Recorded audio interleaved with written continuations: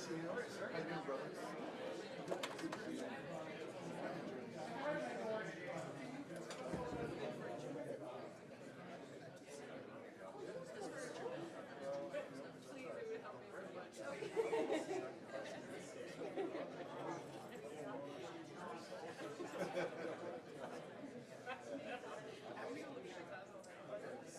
Tickets, lights. Summertime in South Dakota. They need to do clashes this fall now.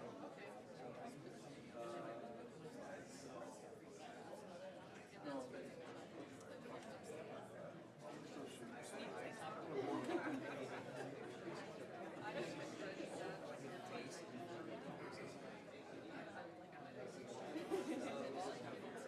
yeah, you never know what they're here for. Always interesting.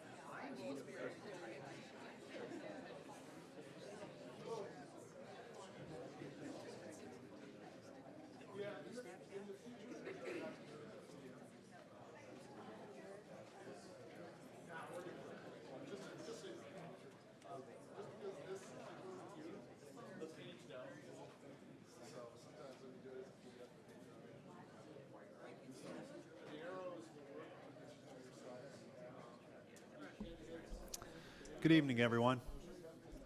Thank you for being here tonight. We're here for a city council meeting. It is Tuesday, June 20th, 2023, and we'll start the meeting with a roll call and determination of quorum.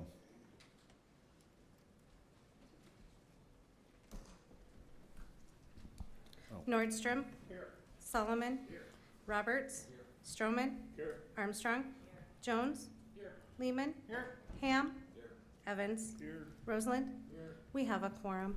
Okay, thank you. Next on the agenda is the invocation. Tonight that'll be by Pastor Randy Phipps. Following the invocation then will be the Pledge of Allegiance.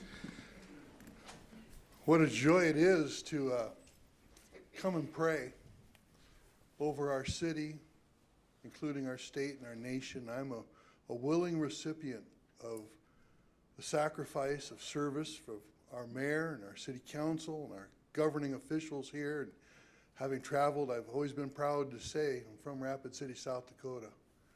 It's a good place. So Lord, thank you for your goodness, your mercy, your provision over my life, over our lives. We pray over our city. Thank you, Lord God, for sustaining us, for building us, for encouraging, even yet today, leaders to serve, to sacrifice, to make the right decisions, to choose the tough choices, Lord God. And I know, Lord Jesus, that in the midst of all of the troubles and trials and tribulations, we still stand and rejoice, for we are blessed.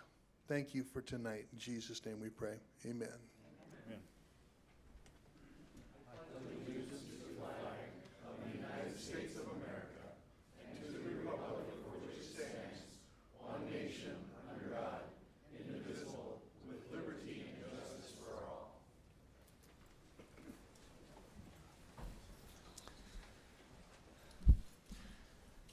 And now it's time for the adoption of the agenda. Would there be a motion by council?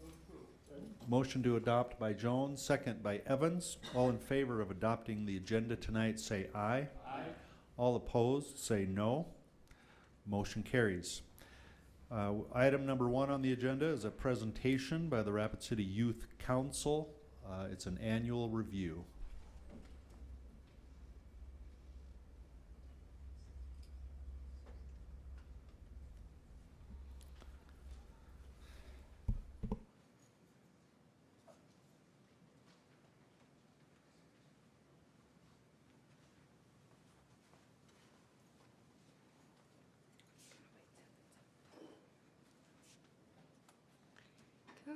Awesome. I just want to start off by saying thank you for hearing us and all of your guys' support. I'm Adriana Young. I'm the former chair of Youth City Council. I'm Alex Vonderau. I'm the former vice chair. I'm Jager Perks, and I'm the upcoming chair. I'm Ioana Matute, and I'm the upcoming vice chair. I'm Joria Goyle, and I'm a returning Youth City Council member. So we're just going to move right on into the year in review. First, we're just going to go over the general stuff. Then we're going to go over the DC attendees report a little later.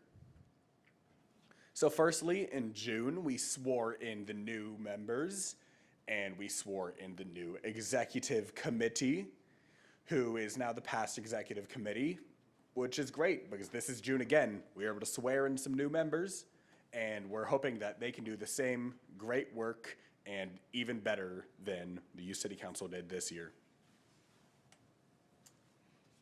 Yes, and then we got to go into July. So July was a big month for us. We went on our summer tour, which was awesome. We got to go around the city. We went to the courthouse, Fort Greele. We got to tour the monument as well. And it was just a really good experience to kind of see learn more about the community and what needs our help or what we can change, and then also just to kind of be out. And then also you can kind of see in that top right corner, we had a table at Pride that month, so that was super fun.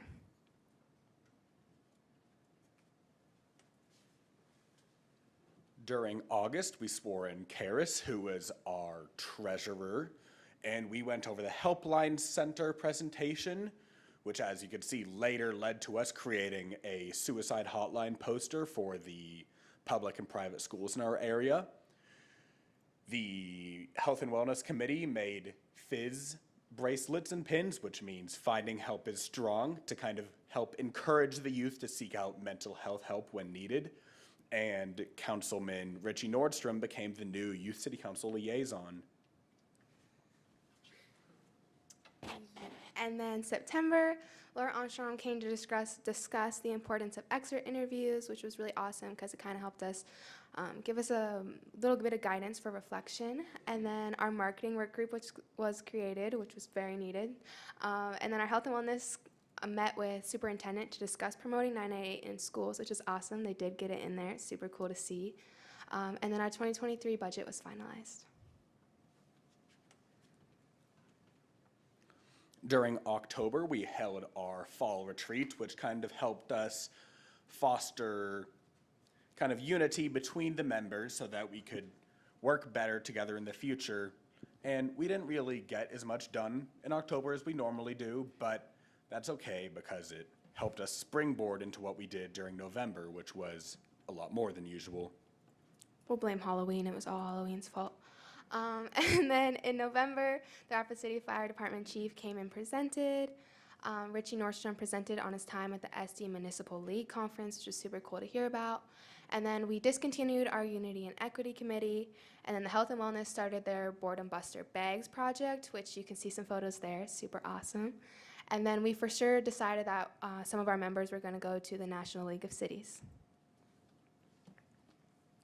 During December, we planned a potluck, but we had to cancel that because of the extreme weather that we are having, which in turn made us have to hold our December meeting on Zoom, which definitely wasn't ideal, but we were still able to get done what we needed to during that meeting. We introduced the Youth Philanthropy Project in collaboration with the Black Hills Area Community Foundation, and we had a short discussion on the new state social studies standards, where we discussed some possible things we could do to let the students have their input on those standards. And then in January, the Youth City Council and Health and Wellness Committee distributed the posters advertising 9 at 8 across the school, at Rapid City Public Schools, as well as St. Thomas More and Rapid City Christian. Again, super cool to see in the schools. I think it's really important. During February, the Rapid City Police Department Chief of Police, Don Hendrick, presented a police operations presented on that and the importance of quality police work in our community, which I thought was just great. It was good to hear how strong the police are fighting for good policy and good enforcement of the law in our city. And Richie Nordstrom presented and gave insight about his experience at the National League of Cities conference in Kansas City. The first discussion about the mayoral candidate form occurred, and the social studies standards were introduced. The discussion about them, sorry, that's what that should say. During February, we also had our spring retreat where we discussed some wins, which are things that the Youth City Council is doing well, but most importantly, things that we need to move on and improve on. This helped us with the rest of the year, and most importantly, will be carried on by the returning members so that they can continue to build on what we have already built. Awesome. And then in March, Kristen Haas, Assistant Public Works Director, presented on engineering positions. And then our Health and Wellness Committee elected new chairs because our former chairs were going to graduate. So our new chairs are Katie and Amelia. And then the mayoral candidate discussions.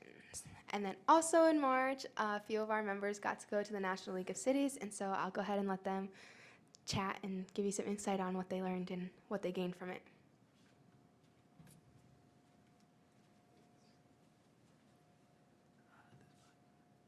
Okay, so one of the main things about the National League of Cities was discovering and learning problem-solving strategies. Several of these problem-solving strategies were shown throughout the events of the general sessions, and those of which the other youth city councils had discovered, which include people plus partners equal possibilities. This mainly means that when we include people and try to make them our partners, we can do anything and get anything done. Relationship building plus time equals success. When given the time to build relations, this can lead to some great successes. And the most important one is work together.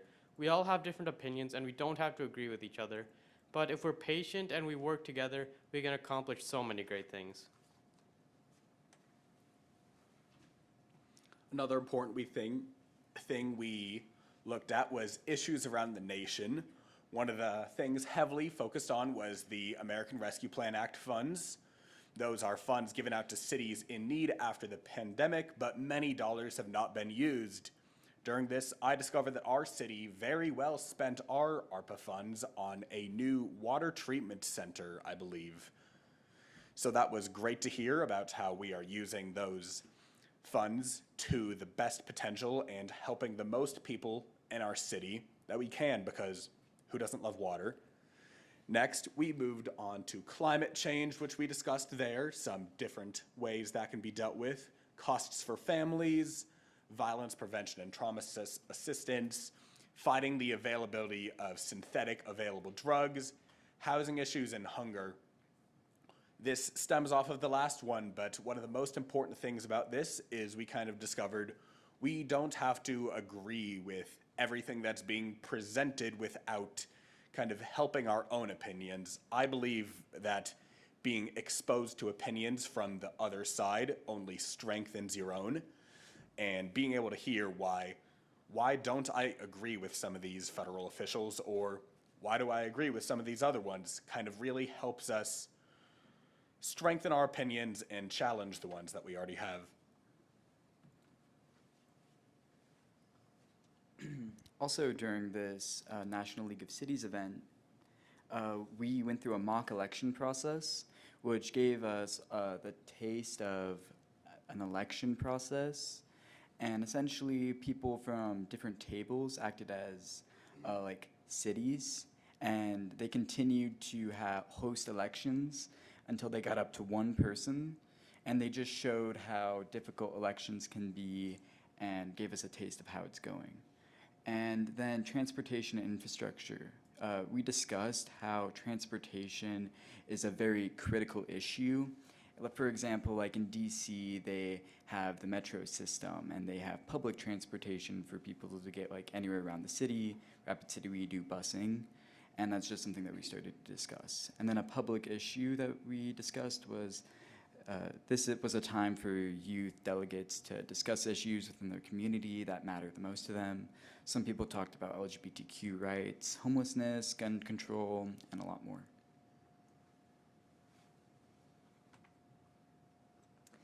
And then after that, we had the great honor of meeting both our senators, Senator Rounds and Senator Thune, and they took time to speak to youth delegates about issues that matter to them, such as college funding and college prices. And in turn, the senators then learned about what the Rapid City Youth City Council is doing within our community. One of the biggest things I think that we all took away from this experience is that we all kind of learned that regardless of your age, you can find your voice in your community. Is that we looked at all these people from all over the United States who are all doing great things in their community. And they're young people. And we just saw that people our age are doing things and they can do things to help their community and that this work can continue. I was serving as a United States Senate page during the time that other members came to join, and I had a unique experience to talk to them and discuss how the city issues are going compared to that of DC, and it was a unique experience.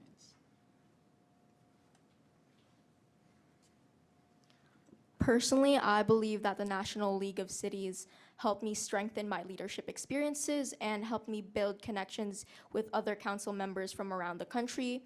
And regarding the community, I discussed a lot of issues that we've had in our community with other council members, and in turn, they gave me newer and probably even better ideas about how to handle the youth councils, how to handle the environment, which I am personally passionate about, and how to handle numerous other social issues that we experience. The National League of Cities allowed me to talk with so many other youth delegates in their own respective youth city councils from all over the country. And not only did they share with us their problems, they also share with us what they're doing to fix it. That just allowed us to look upon our own community and see that maybe these problems are out here with us, or maybe they're not, and then see what we can use to fix it. Do we need to use the same things that they did, or can we implement a brand new solution? Just looking upon our own community at what we can do better for our community is one of the biggest things that I learned from this experience.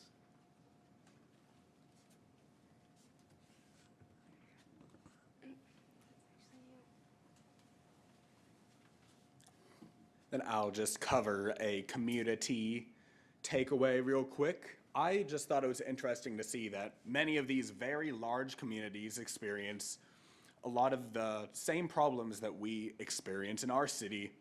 And I thought that was good to just kind of see that we're all fighting the same fight, but even to see ways that our city is excelling above other cities and ways that we can improve. It just really encouraged me to see how much our city is leading the blazing the path, and just how much we've done and what we can continue to do. Sorry. Moving on to April highlights, we came back and gave about this same presentation to the rest of the Youth City Council. Next, we approved the 2024 budget, which was heavily discussed and determined to be $32,000 plus $2,000 that must be fundraised by the council. This was something that I was very passionate about, kind of helping to balance the city budget by putting more of the burden onto the city council, the youth city council, sorry. And while 2,000 may not sound like a big portion of it, That is just a baseline that we are required to do by our bylaws. We definitely are planning on raising more than $2,000, and we will continue to do more and more in the years following as we gain more experience with our fundraising. Finally, we announced our Youth Philanthropy Awards, and the mayoral candidate forum was further discussed with Elevate, in which we decided the youth mayoral forum would be hosted there to avoid some liability issues with Youth City Council. Awesome. So we all just want to say thank you for all of your support. I know the collaborative effort from the city council, the schools, as well as the county, it means a lot. I know we talked a lot about our own experiences, but I think the main reason why we all do what we do and we're so passionate about it is because it gives us a platform to give others a voice as well. And so just a big thank you, especially shout out Laura, Lance, Richie, and Mayor Allender. We appreciate it. And yeah, that's it. All right, well, thank you to the Youth City Council. It's been a very, yeah, go ahead.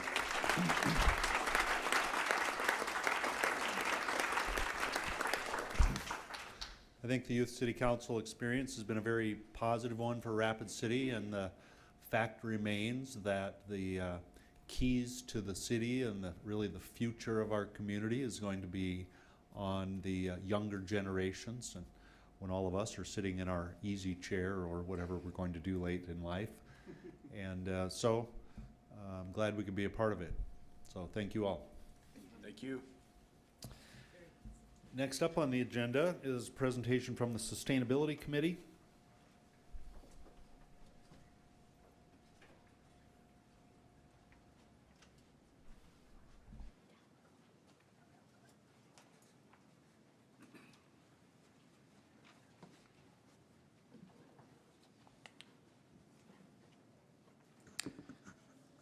You have time for one more PowerPoint presentation? Mayor Allender, City Council, leaders of Rapid City, thank you for giving us time in this, at this particular meeting, because it looks like it might be the last one for a while for several members of the council and a new council coming in. But we wanted to express our sincere appreciation for the ones that have worked with us over the last few years, Laura, Richie, and Pat, that are, and Mayor Allender, I'm sorry, that are probably not going to be here for a while. So appreciate it very much. To get started, as you know, the Rapid City Sustainability Committee went on a visit to Fort Collins to visit their sustainability program, which we found to be very well put together to determine what we could learn from them and their community that might guide us in any future efforts that we might have, or any recommendations that we might have for you folks. So to give you an idea of the interest in the group that went down there, this is the picture of the group in Fort Collins. It is a broad range of individuals, from a lady that drove the bus and operates a tour industry in Rapid City in the Black Hills, and participated in the event also as a sustainability advocate. Have an engineer, a future city councilwoman, a student working on a master's in sustainability. Got a retired engineer in the background there. Have a lady that works with the city at the solid waste in recycling. City council member, a planner, an artist, a member that works for the Parks and Rec, retired National Guard, financial advisor, city councilman, teacher, and a lady that works, that you're going to hear from next, that works in the tourist industry for Visit Rapid City. So I'll step aside and let three of those folks present the rest of the slides, and we'll hope to move through them quickly so you can get on with your meeting. Thank you.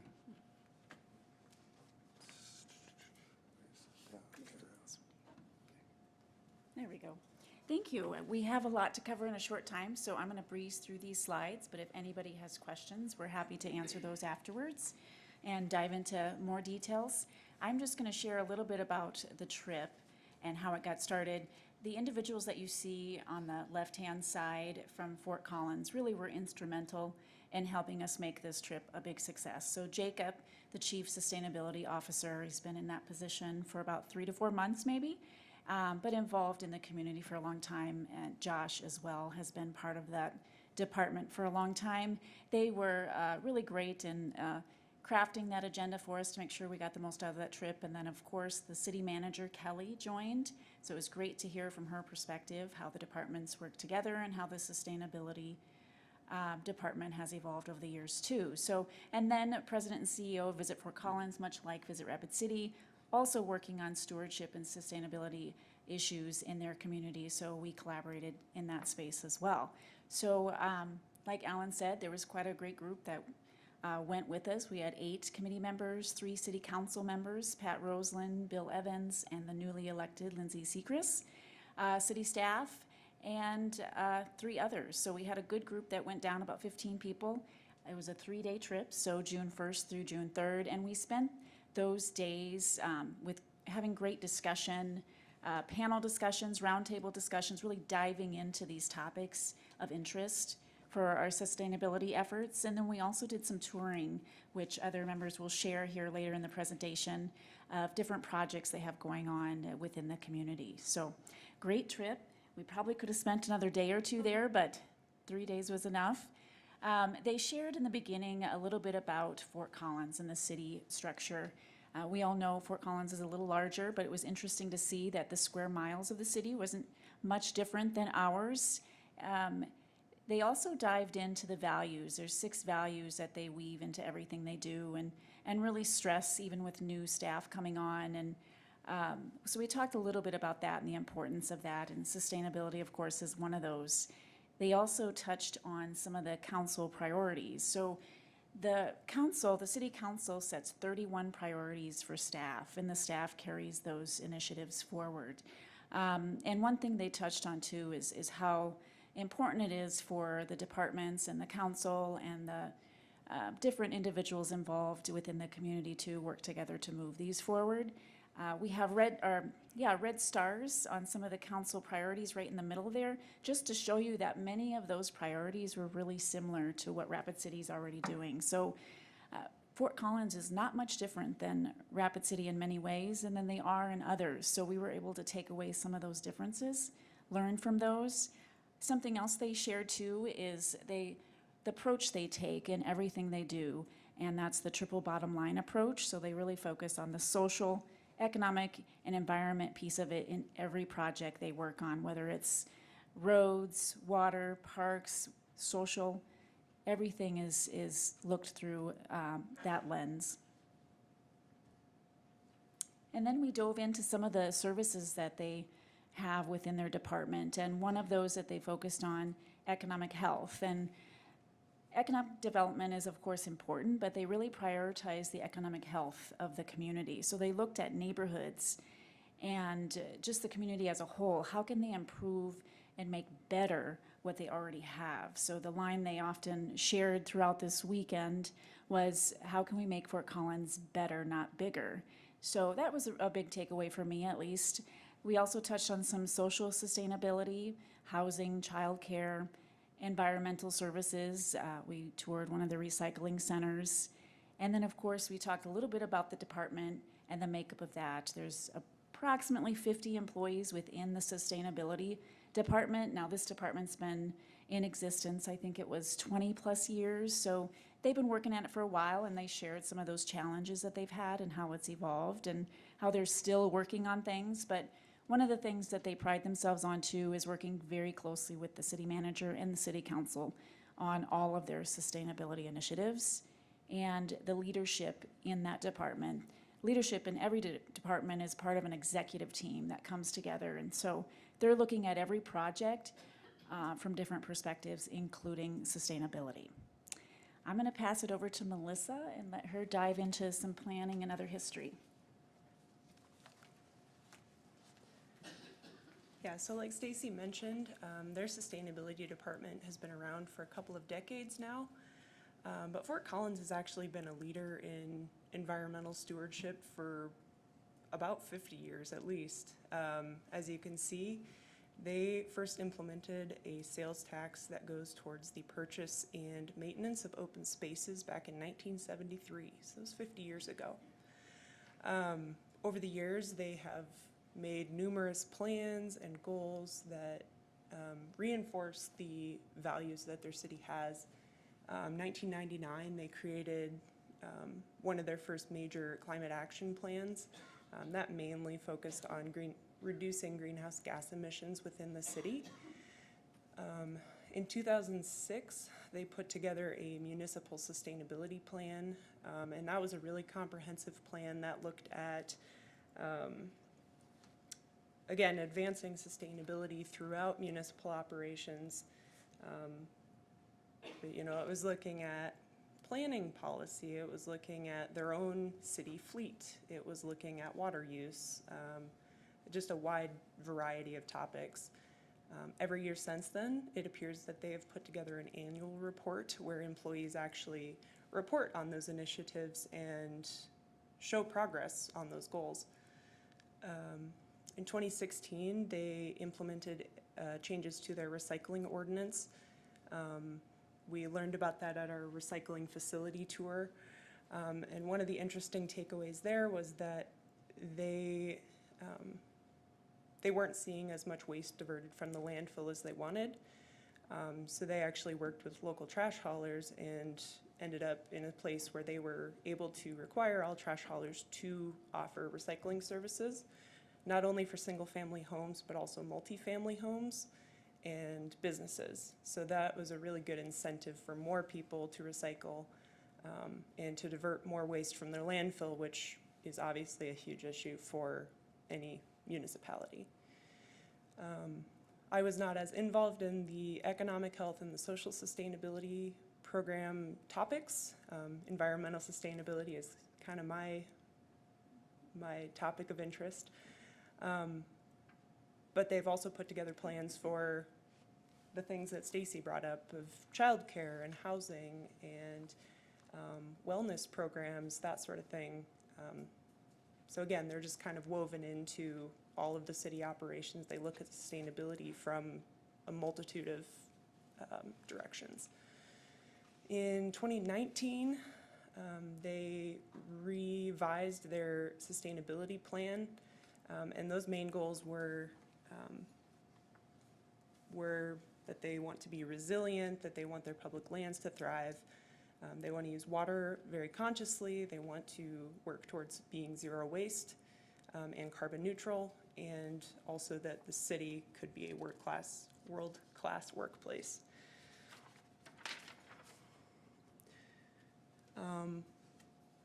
So again, pretty condensed slide. This was all of our activities on the trip. Our first day there, we did have a meet and greet with the city staff, so we got to know them on a personal level before we had presentations. You know, we had to sit and listen to all these really interesting ideas. We got to know them a little bit first. But on Friday, they did an overview of their sustainability department, and then we did a World Cafe roundtable discussion, kind of like Coffee with Planners. And we went over a really long list of topics like sustainability and growth, which was land use standards, water reduction on public lands. They talked about complete streets and being a bicycle-friendly community, xeriscape standards and incentives, how to create sustainable community collaborations, how do you make partnerships with people to make these programs work, as well as climate action and energy efficiency. And then in the afternoon, we did some walking tours. We got to see Old Town and the riverfront. So they talked about some of the projects that they've done over the years that have made Fort Collins a really vibrant community, has attracted businesses, has really impacted the economic health of the city as well as social health of the city. And then we broke out into two groups, did mobile tours.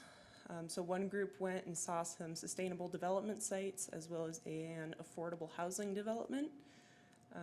Another group went to a reclamation and milling facility where they took in asphalt and concrete from projects, milled it, and then gave it out for reuse.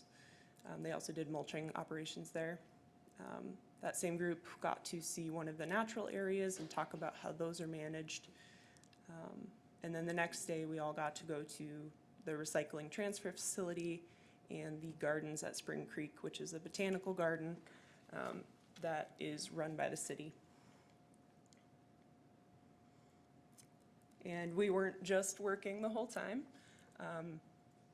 but we did have a lot of fun learning as well as getting to know each other better. I think that was a really important aspect of the trip, was just relationship building. Sustainability is a really big, complex problem, and it can feel really daunting as an individual. So it doesn't really work if people are isolated. We don't know what the other people are doing. So getting to learn people's expertises and interests and which goals they see as being the way forward, that was a really important part of this trip as well. So I think that's a good segue for some of our lessons learned.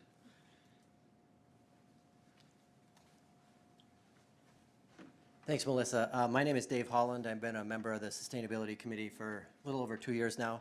And I'm going to talk about a few lessons learned. I'm going to try to wrap it up here in about 2 minutes or so if I can. So first I want to say, you know, I like to travel and I like to learn and I like to ask questions. And so this trip seemed like, you know, a great opportunity for me. And it definitely fulfilled all that, but it was different than what I thought. So I thought we were going to learn all of these great things that we can accomplish. And so I went down there and they started saying their accomplishments. You know, we accomplished this and this and this. And my jaw just dropped a little lower after every one and said, my goodness, I'm trying to think about like our city and some of the small things that we've tried as a sustainability committee. And it's difficult. It's difficult to get everybody aligned. And so I started asking questions, you know, how did you accomplish this? How did you get there? And the second one there, the city manager came in and she said, you know, what's the most important thing that we found is communication and trust. Our community communicates. We have a 15-person communication and marketing department that helps all of our different parts of our government communicate with the community and get the community's feedback. And so the ideas are not coming from the Sustainability Committee so much, and they're not coming from the council or the mayor. They're also coming from the community. And how they did that was they communicated with their community with a collection of professionals. They hired professional communicators to work with their community. Another really interesting communication component that, you know, we asked, you know, where, you know, who set these priorities? 1 month after the city council, 1 month after an election, they have a working session with the city council. And there's a, you know, a facilitator, but they asked the city council, you know, you were just elected, you know, what were your platforms, you know, what are your goals and objectives? And I think Stacy talked about, she had them up on her slide, but in that particular session, they had come up with 32, you know, goals and objectives for, you know, city staff to go and kind of chew on and mull over, and you know, they didn't accomplish all of them, but they did a little bit of research and they studied them and they came back and said, well, this is what it takes. If you want to accomplish this, you know, you need to, you know, partner with this organization, or you need to develop this relationship, or, you know, we're going to need more money, you know, which is often, but it didn't start with the money. It started with what do we want, you know, as a community. And so that was interesting to me because we were very conscious that we're not coming back trying to make Rapid City just like Fort Collins. We knew that going down, but we were trying to learn sort of strategies that they've used to accomplish big things. So I just want to touch on fostering partnerships. They actively reach out to different organizations in their town that have resources, that have passion, and they work together. They use a little bit of city resources to leverage those resources within organizations within their town. They do the same thing with county, state, and local entities, and I know Rapid City does that on a lot of levels, but you know, that was something that was very important to them. Another thing that was quite interesting was a baseline. You know, they go get data. Well, how much water are we using now? How much trash does the average citizen produce? And they educate their community. They tell them, well, this is how much water you're using. This is how much trash you're producing. And then they set a goal. And they tell their community what that goal is. So people are thinking about that. And they're trying to achieve that goal. And you know, maybe we don't have those same goals, but it's just that process, I think, that I took away. Another is proactive. A couple of times I've heard from the council, I watch a lot of the meetings at home, you know, when a development comes before the council, a lot of times, well, where's the park? Where's the green space? And it isn't always part of the plan, and they're kind of trying to scramble at the last minute. And so this is an example of being proactive. Do we have a city policy that requires that green space? Do we have funding a funding source set aside to acquire that green space? Have we notified the developer ahead of time that this is a requirement? So being proactive rather than waiting until it comes before the council and then asking where is it. And one last thing I wanted to say, we always, we looked at their recycling facility, and they showed us, oh, we recycle this and this and this, and we know, we have one of the young ladies on our committee is, works at landfill and education, and it's difficult to recycle in Rapid City. We're very far from, places where they process this kind of stuff. And so what really stuck with us is the reduce and reuse. And so that's what Rapid City should probably focus on. Fort Collins is very good at recycling, but Rapid City should be better. We should be a leader in reducing and reusing, because recycling is so difficult because we're so far from where they process these things. And the other thing I kind of spoke on already is we are unique. We're Rapid City. We have different values. And so, I hope we can continue this conversation with the council and with our community to figure out what those are and figure out what our goals would be. And I talked a little bit, obviously we learned lots from the city of Fort Collins. So my next two slides hopefully move right along. So action steps. This is action steps of us as a committee that we took away from it is increased communication with you, the city council and the mayor, offer education opportunities within the community, continue relationships with Fort Collins. As we have questions, we can, we have a relationship with them now. We feel like we can call them up. We do have a meet and greet at the request of our community planning director, Vicki. She asked if we could do a little download so we have that scheduled in July. And we would like to know how we can be a better resource and a better partner to the council. So please reach out to us, ask us, if you have questions about various issues and topics, we're here. And we want to know, what does sustainable Rapid City look like to you, the council, and our community? So those were the action steps that we took away from that. The last is a big thank you to Mayor Allender. We're not so sure that he was a huge believer in sustainability when he started, but he came a long way, and we're super grateful for that. Nicole Salway in his office, the city council, Visit Rapid City was, got this whole trip going, and Black Hills Adventure Tours for taking us down and back. So that's everything I had. Thank you very much. Thank you for your time. All right, thank you all.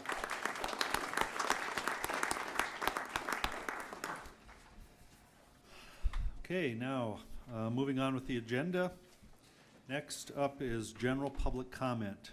This is a time for members of the public to discuss or express concerns to the city council on any issue not on the agenda. Action will not be taken at the meeting on any issue not on the agenda except by placement on the agenda by unanimous vote of the council members present.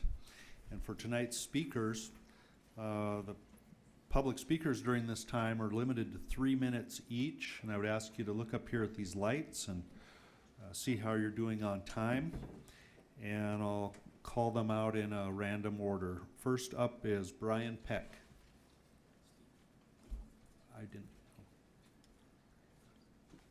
I just want to thank Mayor Allender for his encouragement over the last number of years in challenging us to develop affordable housing in Rapid City.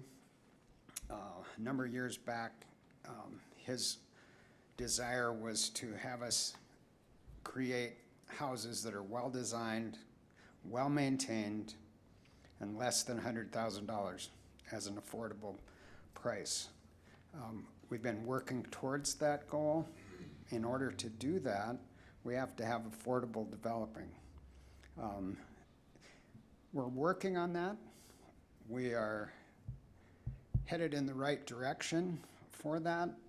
Housing is a huge issue in the homeless community right now. The price for a homeless person to have a place to live right now is at a hotel, and they probably are paying in excess of $2,000 a month for a house because of their credit situation that they're in. And so in order for us to provide affordable housing it's a real challenge to help these guys, because on a basis, what they have to do is basically they pay in advance for a week's room. If they don't pay that by Monday, basically they put their stuff out on the sidewalk. I mean, that's just reality for a homeless individual. So working with them in that situation has been a real challenge, and to be able to develop affordable housing in Rapid City and a safe, healthy community for them to live in is just a real challenge. And I'm working on it, and hopefully we can work together to provide that. And I really appreciate Mayor Allender and all of his support over the last number of years for that. He's done an awesome job, and thank you. Okay, next speaker is Lander Solon.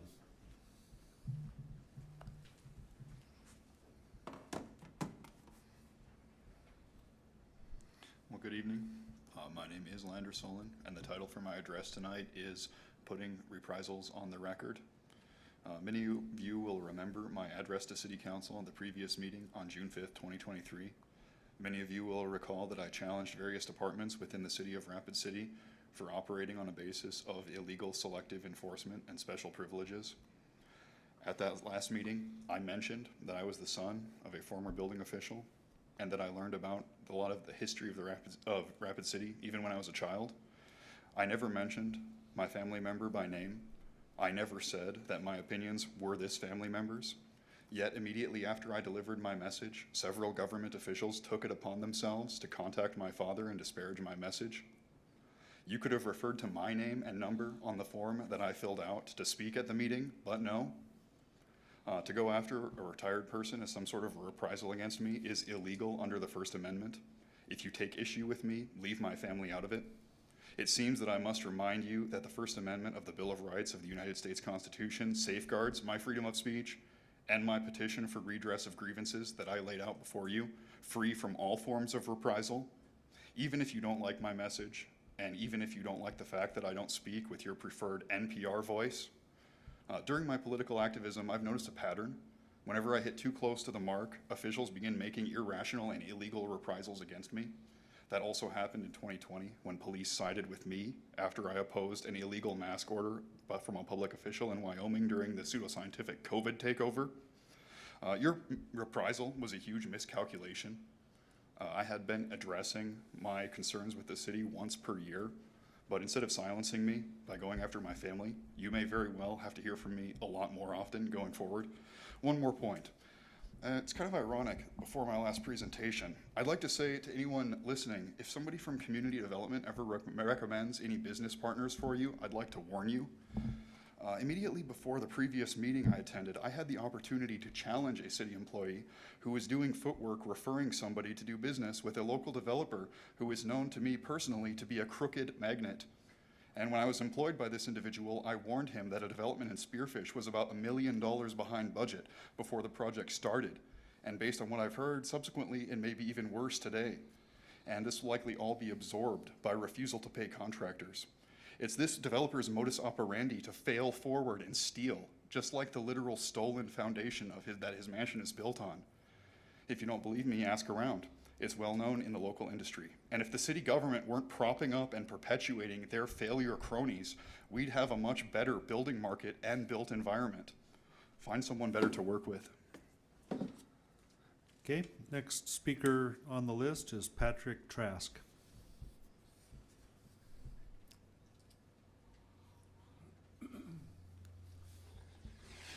Thank you, ladies and gentlemen. My morning was a call from a fellow rancher who has been leadership for a long time and a classmate of mine in Meade County, and he said there was a proposal purportedly for the city council to make an action on a resolution empathizing with President Biden's intention to eliminate multiple use. So I came to speak to you all, fellow Hay Camp people. That's a terrible idea, and our governor went to speak against that bad idea recently. Multiple use is stewardship to the max.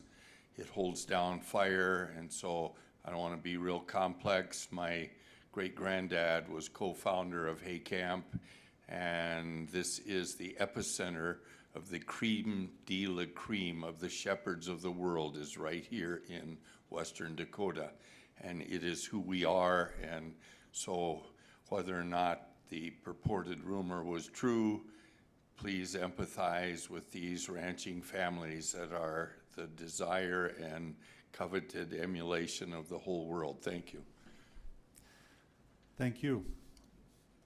That'll end our public comment period tonight and take us to a different part of the agenda, the non-public hearing items. There are no speaker requests for those items. We do have one speaker request for item 32, which we're going to get to in just a minute. So for the consent items 3 through 29, would the council like to remove any of these items for separate consideration, or would they like to make a motion? Motion to approve consent by Armstrong, second by Lehman. All in favor of approving items 3 through 29, say aye. Aye. Any opposed? Motion carries.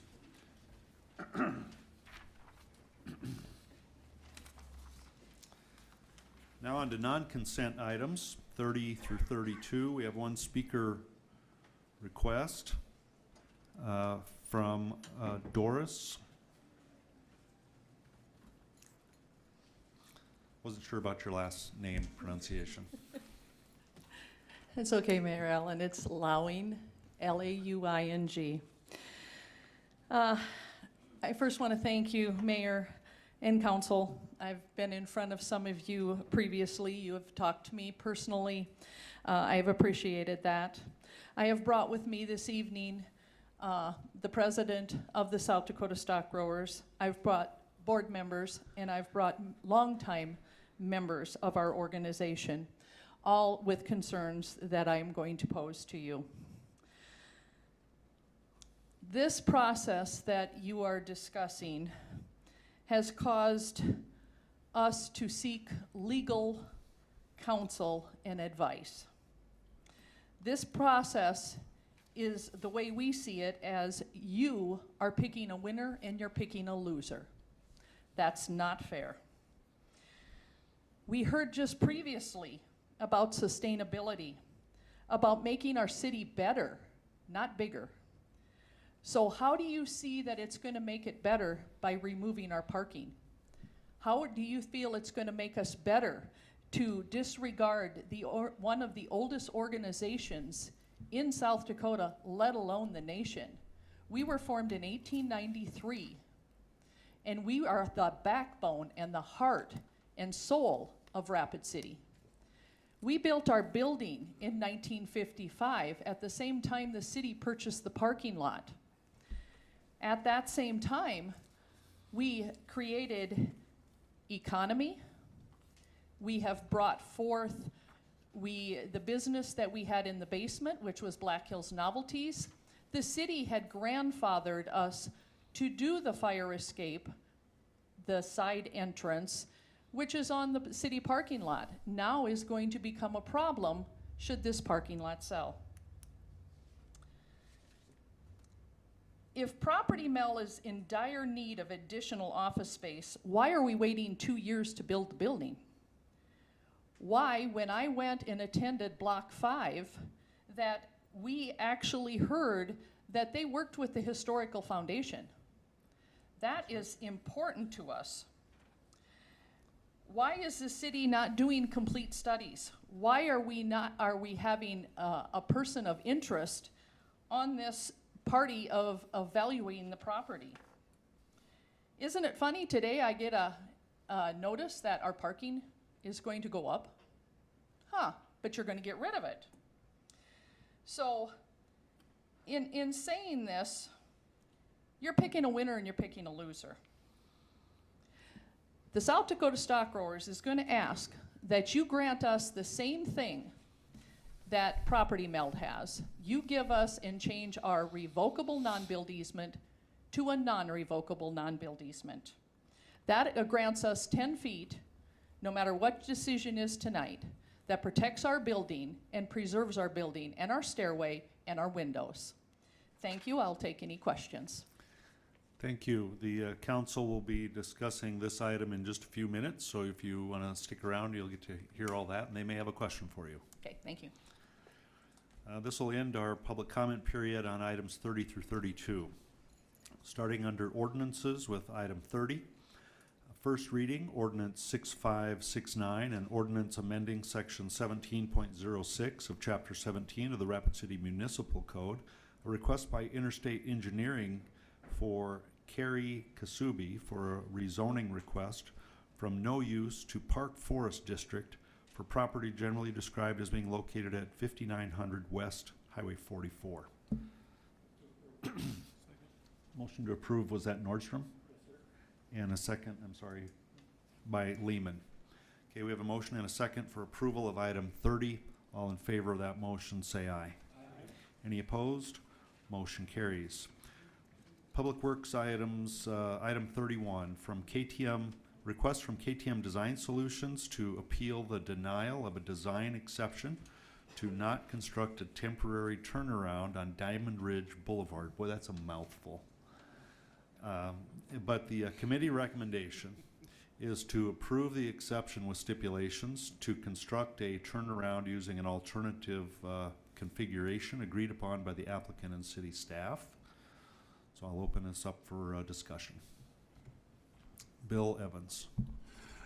Thank you, Mayor. We talked about this at length at Public Works Committee, and Mr. Tech assured us that we could come up with an alternate proposal that doesn't require a gigantic cul-de-sac type turnaround that might result in a smaller impact, both in terms of the pavement area and runoff and everything else. So we came up with that recommendation that we try to find that alternate plan so we can allow the turnaround for vehicles. The drive-in distance is slightly too far for backing those vehicles back out. But if we can find a turnaround plan that is acceptable to both, we hopefully can implement that. So it has been discussed, and I think this stipulation is a really, really good idea. Thank you. Okay. Any others? Motion to approve by Roberts, second by Evans. And Mr. Roberts, are you,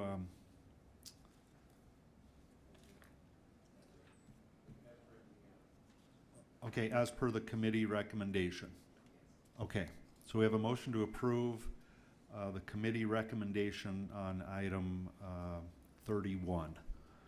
All in favor of that recommendation, that motion, say aye. Aye. Any opposed? Motion carries.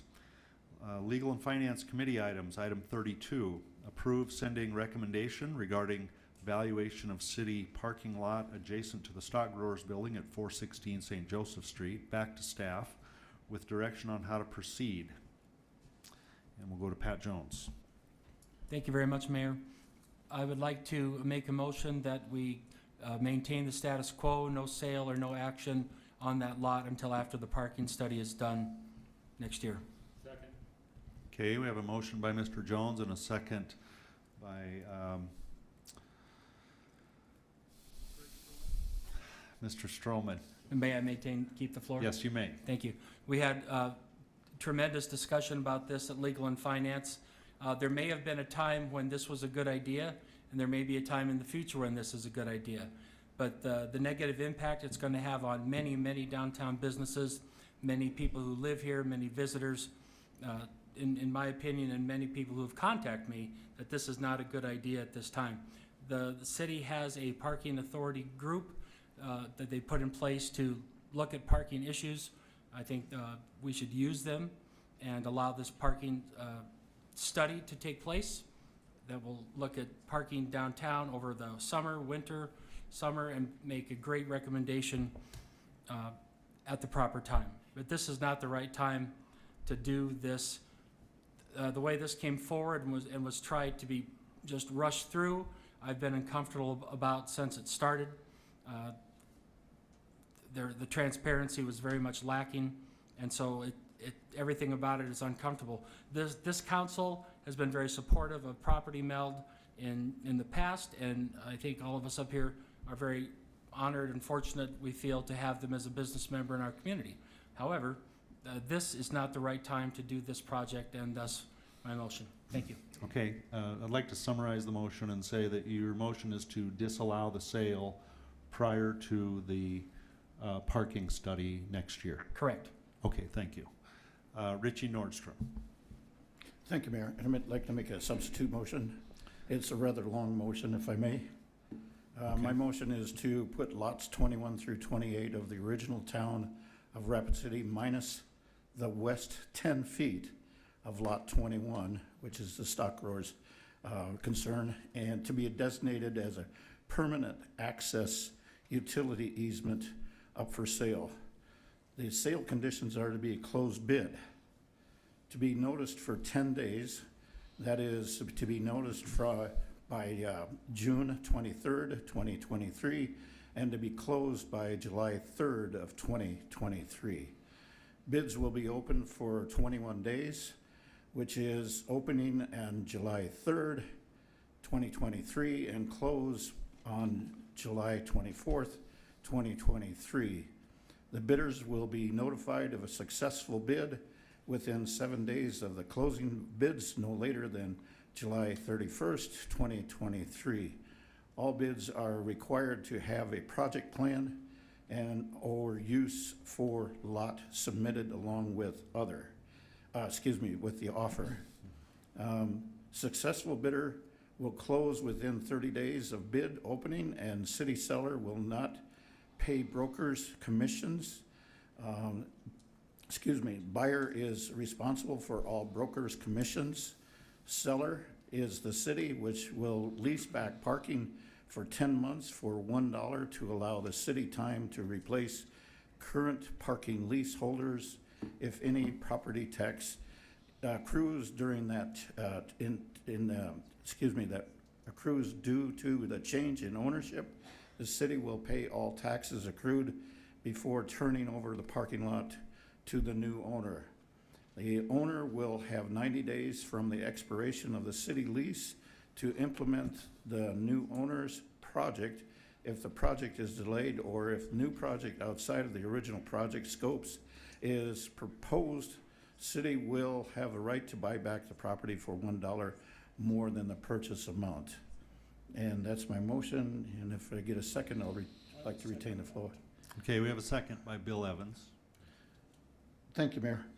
Primarily what I'm looking for is a compromise here, and I think that is able to, it's one of those things which you can't please everybody on every side of this, but for the stock growers to address your concern, that 10 feet that we're proposing here on this motion would give you that freedom to have that stairwell in place, plus the 10 feet, which was very similar to what we did for Property Meld as well. The other component of this is that this is a closed bid, but the bidders have to come in with a project that will satisfy the people that will be scoring the bids on this process. I'm looking at this something very similar to what we did years ago with the Main Street Square, and then also it is something of a model similar to what we did for the Block 5 project. So that's my motion, Mayor, and I thank you for that, and I'll yield for the time being unless somebody has some questions. Well, that's the new world record for the longest motion ever made. I would like to say, would it be appropriate to summarize the motion by saying that you're making a motion to advertise the lot for sale per the narrative, which is now on the public record? Yes. Is that appropriate with the seconder as well? Yep. Okay. All right. So we have that motion here on the floor now. Next up will be Greg Stroman. Thank you, Mayor. With all due respect to my seatmate here, Councilman Nordstrom, he calls his verbose motion a compromise, but it's not a solution. It does not address the concerns of the downtown retailers and the downtown businesses and our tourism industry, and that is that we have to have some parking downtown, otherwise people aren't going to come downtown.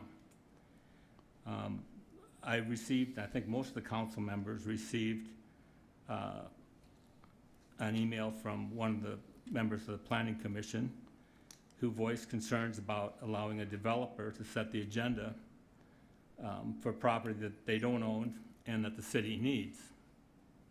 And in this case, and I'll just echo what Councilman Jones said,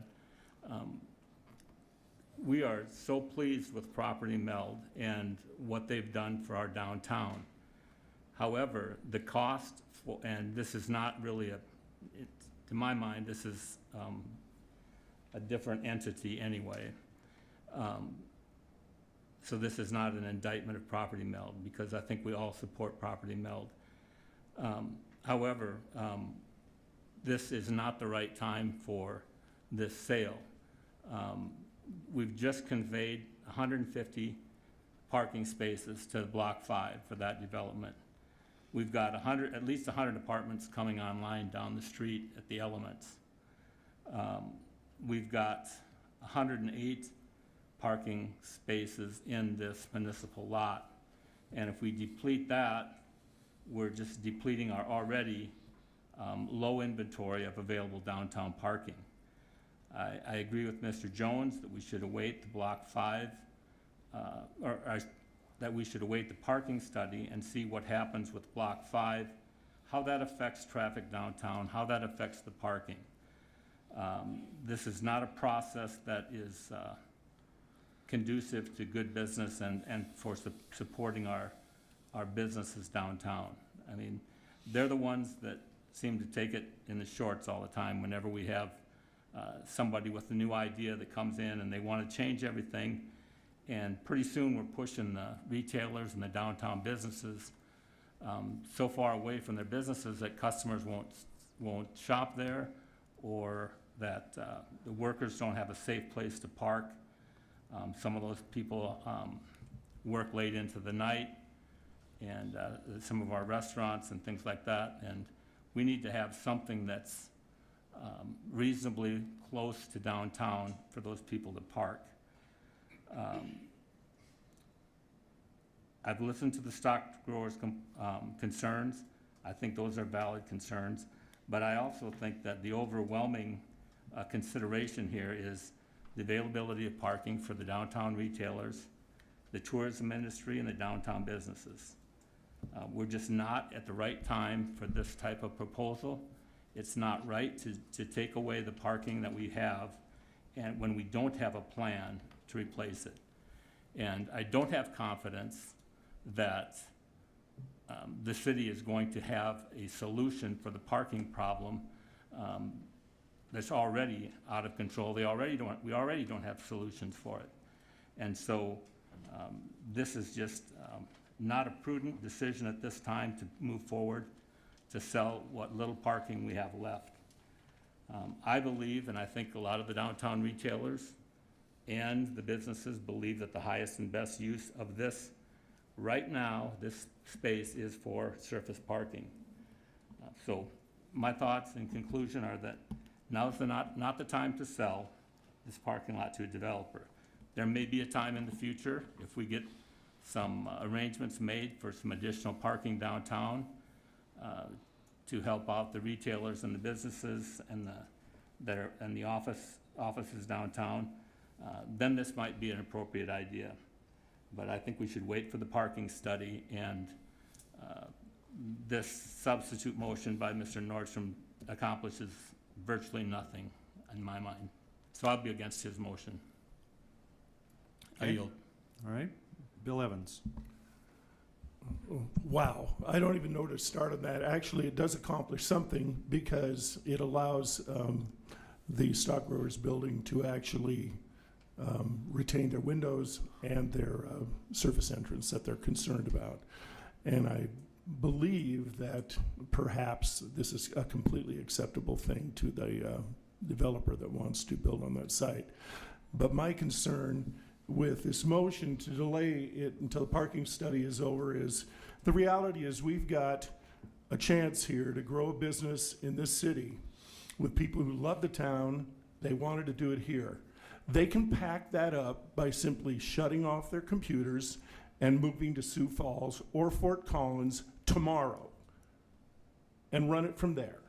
Now, they took on, I believe, 400,000 new tenants that they're managing, units that they're managing just in the last few months. They're growing exponentially. They're thinking of adding 50 or more new employees, all making $80-some thousand a year. To me, to save that parking spot for a handful of people who don't want to walk an extra block or something is not an acceptable trade-off for this community. And frankly, I think that that is a really selfish point of view when we got a company that wants to build here for the first time. They're not building it so they can move like every other industry we've ever had. They're like Rapid City Clothing, which is now Boot Barn. It's gone. Why isn't it here? Well, did they receive this kind of opposition when they wanted to expand here? I don't know. What about Sodak Gaming? Gone. It seems like whenever we have an industry, a business that's growing and becoming a market leader, they pack up and leave town. And for once, we have one group that wants to stay here, and all of these roadblocks come up again. At what point is this town going to stop being so provincial and old-fashioned that we keep driving away the next generation of workers? So I do think this is a great plan, and I think Richie's idea is wonderful. Thank you for doing it, Richie. We're going to miss that kind of leadership. Thank you. That's the Richie I know and love when he comes up with that sort of thing. So I am going to vote in favor of Richie's substitute motion. Thank you. Okay, Pat Jones. Thank you very much. This motion that is reminds me of a short novel was placed in front of us just a few minutes before the council meeting started. And this is the kind of lack of transparency that I'm talking about. This is confusing for most people. It makes you wonder what does this actually mean? How will this operationalize? And this does not clear up any of the fears or confusion that many people have that are against this sale. If this was something that wanted to be done, this motion, it should have been shared with us sooner than 2 or 3 minutes before the council meeting. It was obviously typed up and prepared, so just to give it to us before underscores the lack of transparency that's been taking place in this process and makes me even more uncomfortable about moving forward with anything except to put it on hold, let the parking survey take place as my original motion stated. Thank you. Joel Landine. Thank you, Mayor. I haven't had a lot of time to review this motion, but I do have some procedural concerns with it. Just on the face of it, normally when we're noticing bids on property, it's published in the paper, so it's unclear how you want it noticed. But if you want it noticed in the paper like you usually do, I can already see, 6/23 is Friday.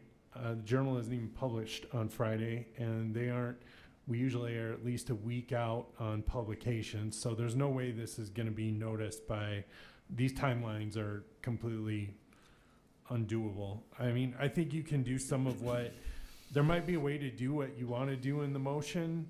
I just have concerns with doing it as part of this motion or how it's set up in this document.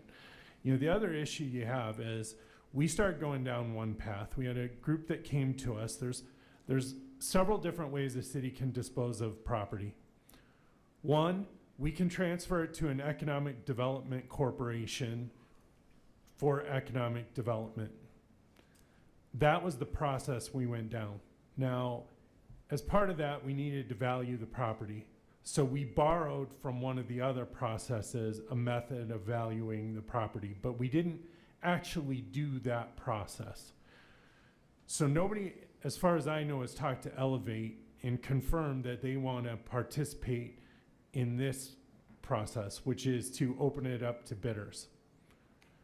So they were supportive of Property Meld's proposal, and they were willing, I think, to participate in that. I guess it's less clear whether they want to participate in just opening it up to bids. And unlike the other processes that were discussed, if we are going to factor in the proposal that comes with, or the proposed project that comes in with the bids, I think at this point we have no criteria, whereas in the process for Block 5 and the others, there was a committee formed, there were criteria established, people had time to submit the bids. So, you know, the process, it's a little unclear to me how this process of selection will work. Now, the other ways that a city can dispose of property is to notice it, take sealed bids. However, first you have to declare it surplus, then there's some legal requirements that be published in the paper. Right now, I'm not sure we fully understand how the publication timeline is going to work with the journal only publishing 3 days a week, but it's probably going to extend some of the time frame. But at the very least, it has to be published in the paper 10 days prior to the bids being received. If you do that process, there is no other criteria other than you have to accept the highest bid. You can't look at the proposed project with it. Now, you can choose to reject all bids, so you're not locked into it. If you declared it surplus and you noticed it properly and you did that, and you didn't like the bids that came in, you could reject all bids, and that would essentially maintain the status quo. I think as part of that, you could certainly look to retain. It seems to me the other piece of this is that you could look to retain or not, make sure that the bidders understood that as part of any bid that you were going to provide the stock growers with the 10-foot no build easement, so that was protecting their windows and theirs. So you could, I think, incorporate that into the process if you did it. The other ways you can dispose of it are to list it with a realtor or have a public auction.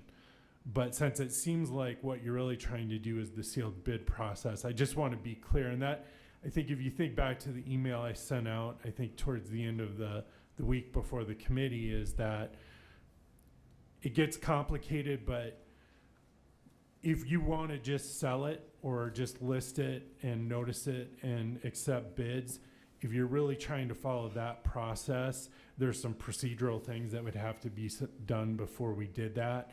So again, I think you could do what's in the spirit of this, but the time frames and we probably are going to have to put on an agenda an item to have it declared surplus, and then we could look at and talk to the journal about the publications for doing that. But I don't know that project criteria and things would be part of that. Now, if you go back to the working with Elevate, let's say Elevate says, okay, we're willing to participate in this process. So we do seal bids. We could come up with and look at some mechanism for judging projects submitted or with the bids. The other issue is I have a little bit of discomfort. I'm not seeing, I can't think about it, and the answer might change, but at this point I haven't had a lot of time to consider it.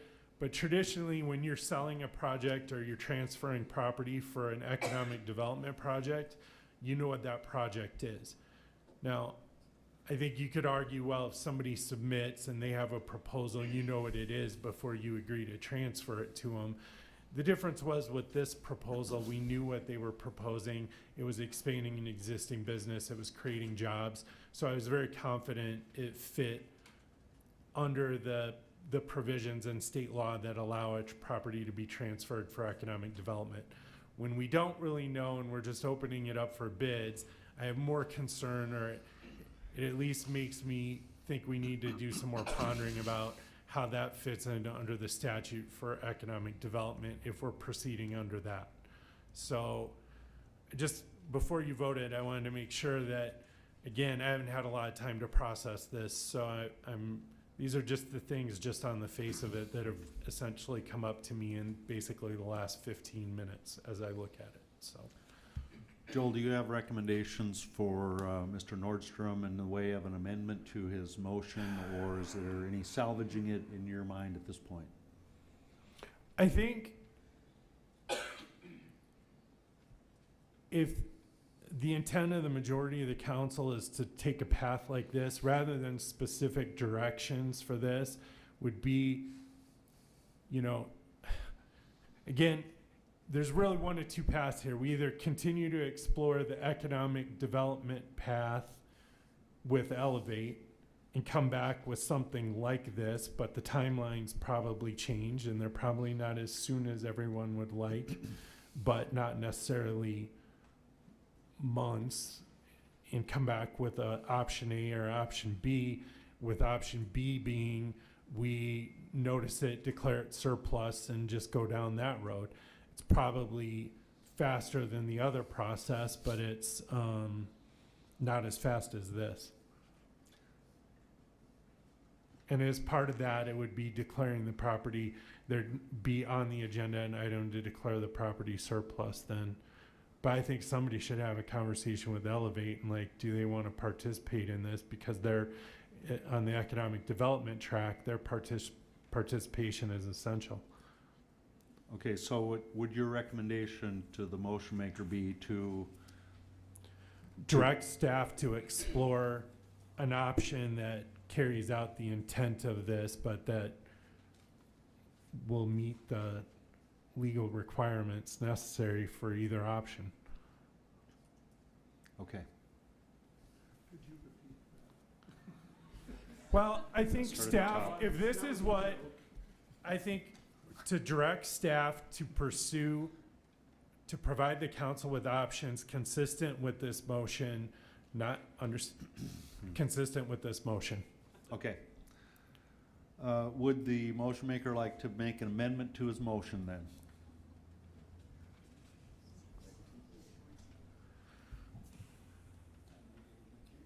I'm trying.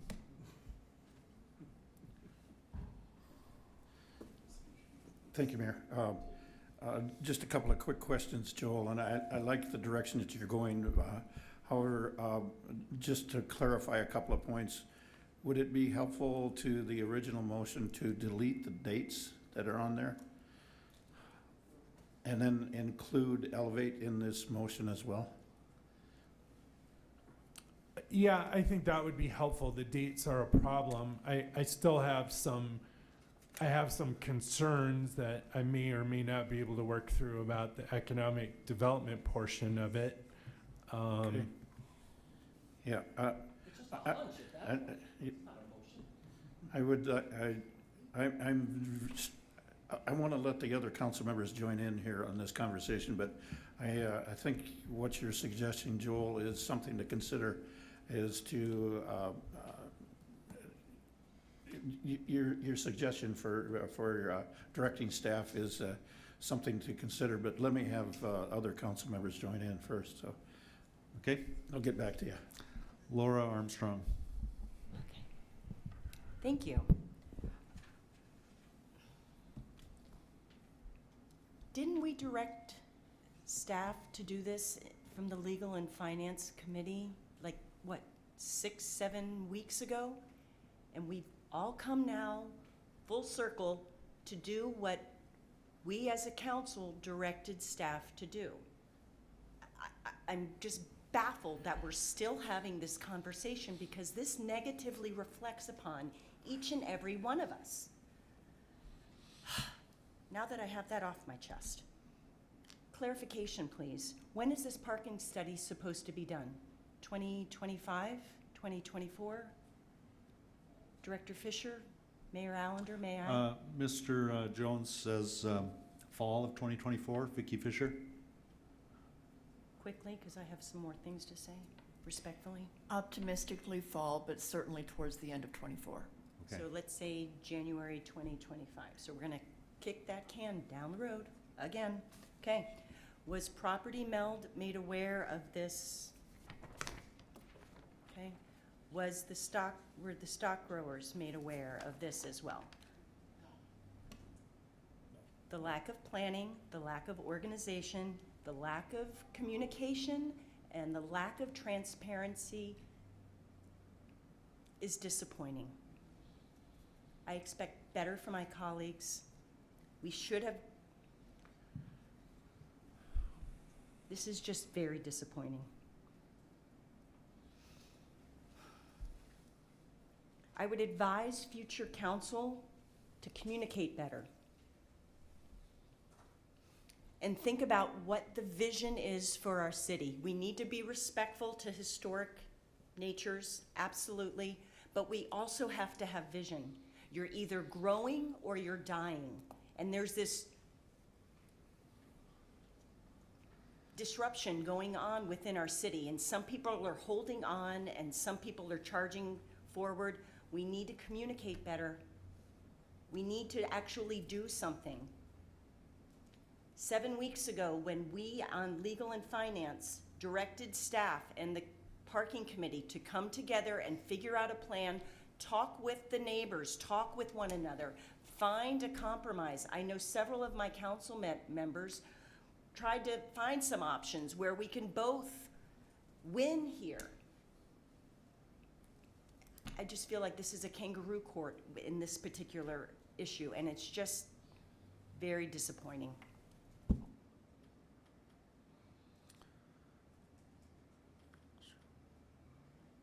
Jesse Ham. Oh, wait, see if I can.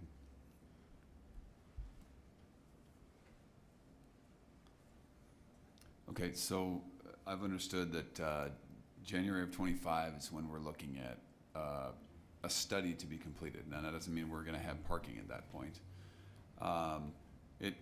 There's several things that I think most folks probably are aware of, but need to be discussed. For instance, the Block 5 project that was done, we lost parking spaces in that process, and that isn't necessarily a person or a group of people that are responsible for that, but it's something that plays into this process. Because now we're looking at how do we respect the Stock Growers Association and still respect the growth of the community, as Representative Armstrong was talking about. What I can see here is if we wait until, as we described, kick the can, until that study is done, that's just a study, and we've done studies prior. I'm not really comfortable waiting until that point to make this decision. Given the confusion that's been very clearly articulated on multiple fronts, I'm not comfortable making this, voting for a motion of any kind at this point that's not clear. Is there a way we can discuss this with the staff and make something that's very clear, articulated to all parties here before we get back here in 2 weeks or in 4 weeks? I'm not necessarily even saying that I'm making a motion right now, but is that a feasible option? Maybe could I direct that question to Mr. Landine? Yes, Joel Landine. Well, you know, the discussion, what we brought to public or Legal and Finance several weeks ago was that we negotiate and bring back a specific proposal for this. You know, we wanted some direction from council. What do you want to see? And that was pulled back, and the group was put together to value the property. Now the question is, how do you guys want to proceed? I mean, I think what we need to know is, do you want to negotiate with Property Meld? Do you want to sell it to the highest bidder or try to come up with some RFP bidding process for the property that somehow meets the timeline? Or do you want to not sell it? I mean, I think those are the things we need to know. What I was trying to get to is if the majority of the council supports the idea of the easement and doing that to allow the stock growers to maintain their easement, that would be helpful information. And then, yeah, could we take that and then sit down and talk to the parties and try to figure it out? Yeah, we could, but again, the next council meeting is, you know, July 3rd, and a new council is taking over. So, you know, at that point, we've got 4 new people, and we're kind of starting from scratch, which was was what we were trying to avoid to some degree. But I mean, you could treat it as old business, but I don't know how people, but again, we've got a pretty full load over the rest of this week and stuff. So trying to negotiate this, I'm not trying to raise anybody's expectations of what we're going to be able to accomplish by July 3rd. And then do you want to try to have this group address it on July 3rd, or does the new group address it? And then, you know, my guess is some of those people are going to want some more time to ponder it as well if it gets pushed to them. Got your money's worth on that answer. I mean, I can go negotiate something. The question is, I mean, I'm trying to guess what 9, 10 people want in there, and it's a little different for everybody.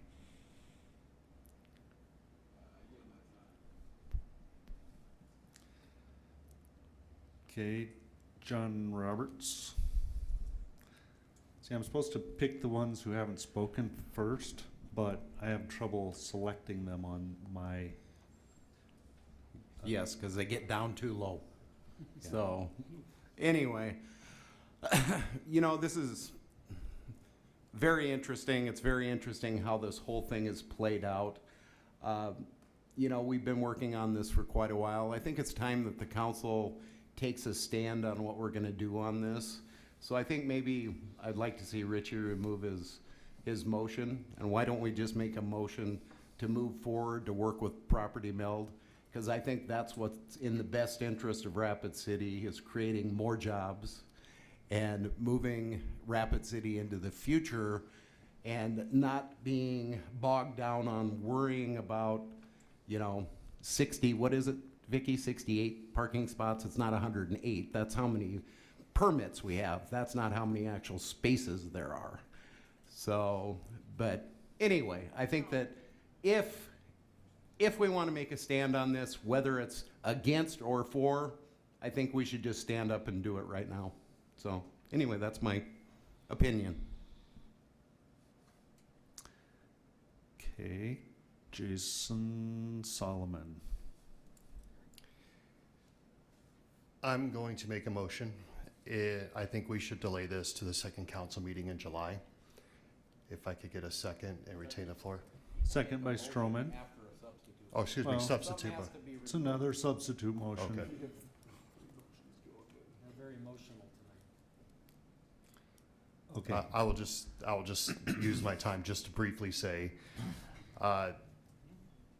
Ms. Armstrong and I agree. I think this is how this is playing out could be a lot better. And I think we obviously need more time. There's too many question marks surrounding this. There's debate that we should have, but we're not really debating. So I think we're still trying to iron out details from the dais, where I think there's a lot of considerations to put in place. So I think we should wait till the next council gets in place. I think it's a long-term decision. And I think we should take our time and do it right, and because it's too important to rush it tonight. Thank you.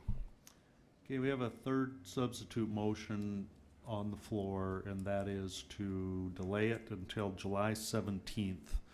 I'll continue with the queue here. Pat Roseland. Thank you. My thought is, over the many, many years I've been in Rapid City, we've always wanted clean industry. That kept us from having any other industry because we wanted clean industry.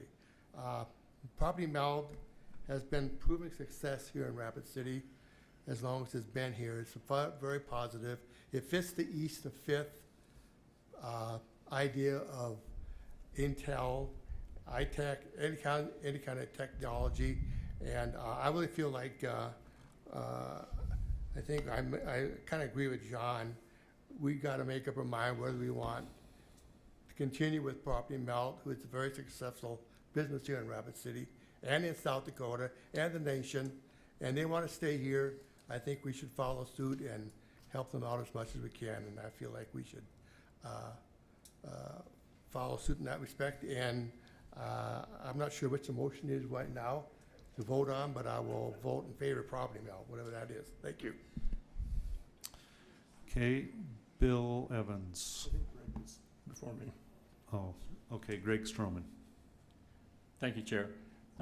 So the motion is to move it to July 17th. Correct. And I think that's prudent. I think it's wise. I agree with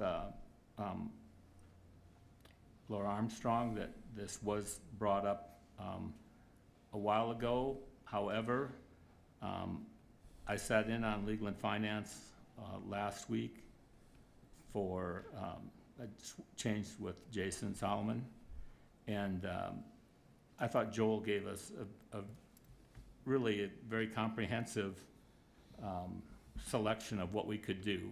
Gave us 3 options basically, but one of the things that I asked him about was how this would be done if we moved forward with the sale, and I don't think that we have any clarity then, and I'm not sure, I know we don't have any clarity now, and that's why I think that this is better handled July 17th, and we can go to work in between now and then. We'll have new decision makers that are appropriate to be making this decision, and so I think Jason's motion is well taken, and I support moving this to July 17th.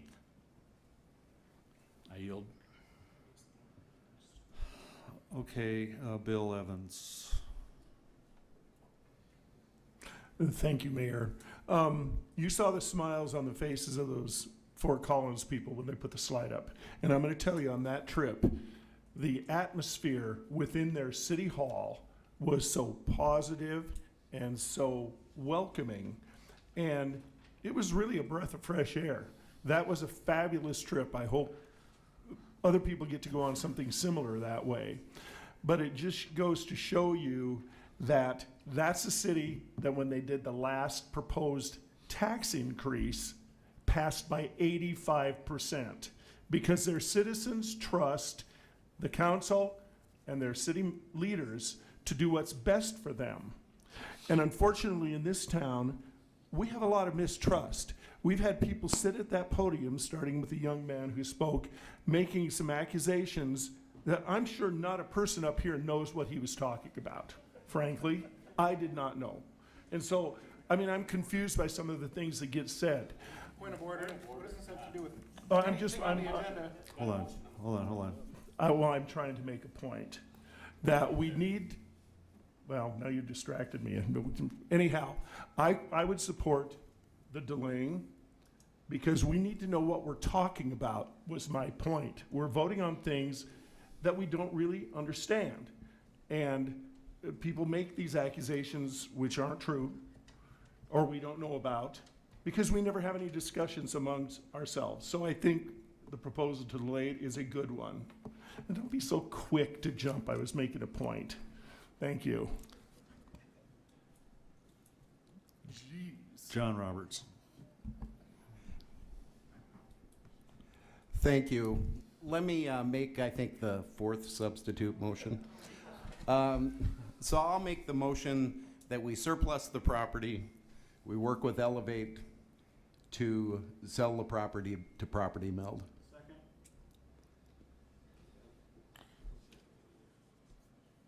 Okay, we have a motion and a second to surplus the property, to declare it surplus, and we're going to go to Joel Landine.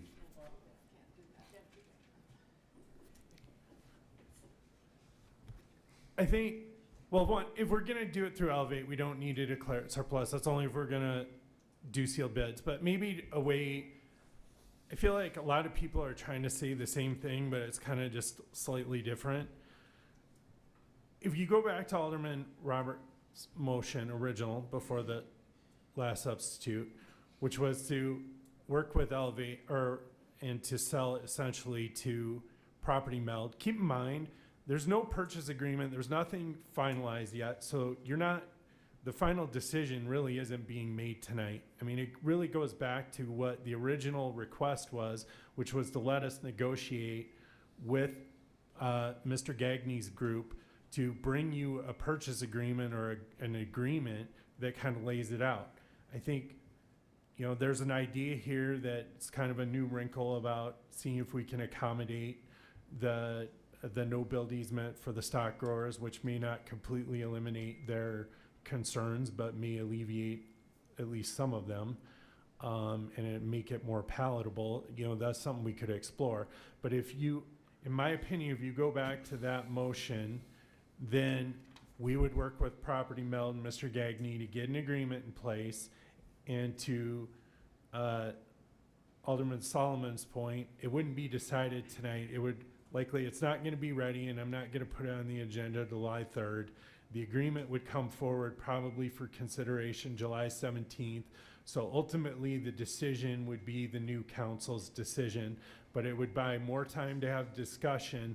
I guess what I worry about tonight, if we just continue it and we don't make any progress by July 17th, that would concern me. So maybe that is a way to try to keep this moving forward and make some progress, but still it satisfies in that it gets it's not being, the final decision isn't being made tonight. An agreement would still need to come forward. It would come forward to the new council and they would have to consider it, but at least it might get some progress made between now and the 17th.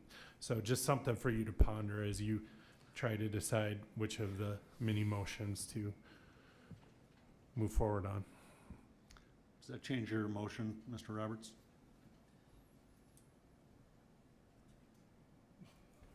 I'll change my motion to the one that Joel was talking about. To work with Elevate.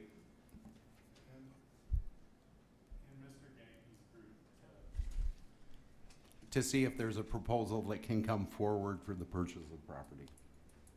I think. Okay, that's an okay with the seconder as well. So it's to work with Elevate and Mr. Gagné's group to see if there's a resolution to this property. Correct. Okay. Lance Lehman.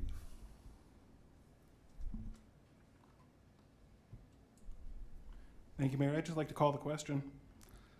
Okay, the question's been called. Does anyone see a reason why the question shouldn't be called and we should go to a vote? The motion to approve or deny Mr. Roberts' motion to work with Elevate and Mr. Gagné's group to find a resolution to the property. Okay, Laura Armstrong. Okay. The direction that we're giving will occur? This isn't Great. direction, this is Okay, a the motion to work with. Well, we asked them to do this before, so I just want to make sure that 7 weeks from now, we're not doing this again. The organization will be clear, community involvement, people that will be impacted by this will be involved, because it seems like we're pitting entities against one another. It's like, I want to go with Property Belt, I want to go with the stockholders, and that's not good for our community. And then lastly, hopefully, the communication will improve. If all of those things will be addressed, I can support the motion. Okay, the question's been called, then we're gonna go to a vote on, Mr. Roberts' motion to work with Elevate and Mr. Gagné's group to find a resolution. All in favor of that motion signify by saying aye. Aye. Who's opposed, say no. No. Roll call, please. Jones. No. Lehman. Aye. Solomon. Evans. No. Roseland. Aye. Nordstrom. Ham. Roberts. Stroman. No. Armstrong.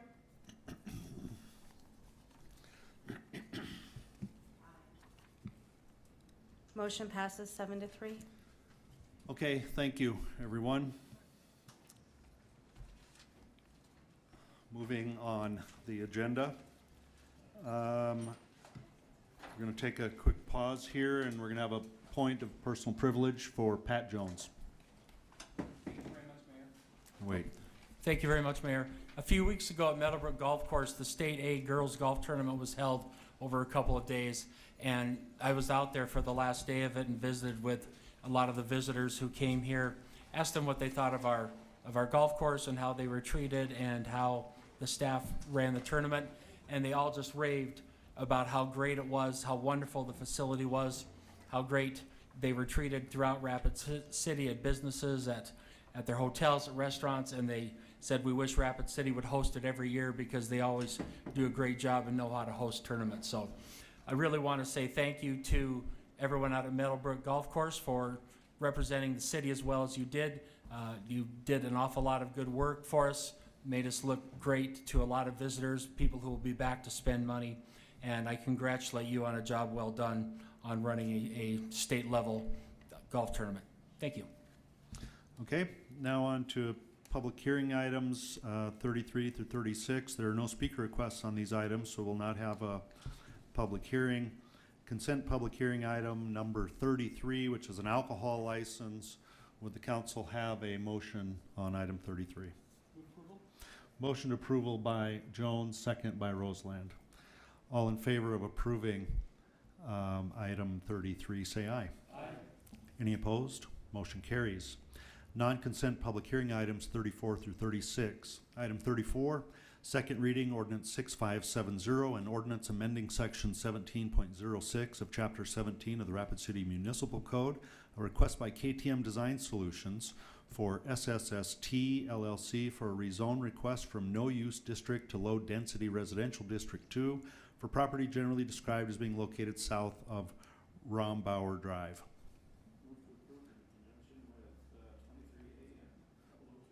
Okay, Nordstrom makes a motion to approve, second by Lehman.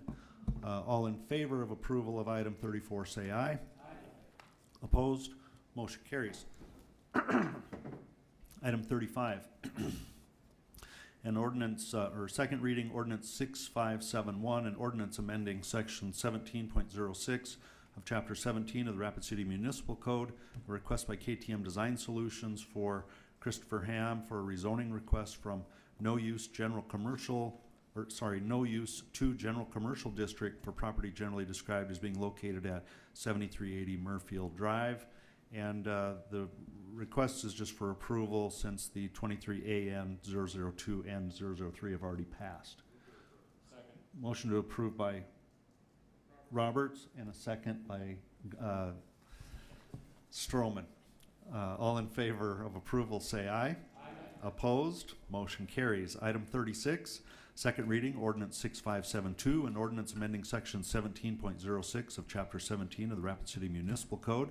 A request by KTM Design Solutions for Christopher Ham for a rezoning request from no use to low density residential district 1 for property generally described as being located at 7380 Murfield Drive. Okay, Pat Jones makes a motion to approve, second by Stroman. All in favor of approval say aye. Aye. Any opposed? Motion carries. For the bill list, we'll go to Finance Director Dan Ainsley. Thank you, Mr. Mayor. The total bills account to $8,821,223.65. Motion to approve Solomon. Second Nordstrom. All in favor of the bill list say aye. Aye. Opposed? Motion carries. Motion to adjourn Lehman, second by Ham. Everyone say aye. Aye. We're adjourned. Thank you.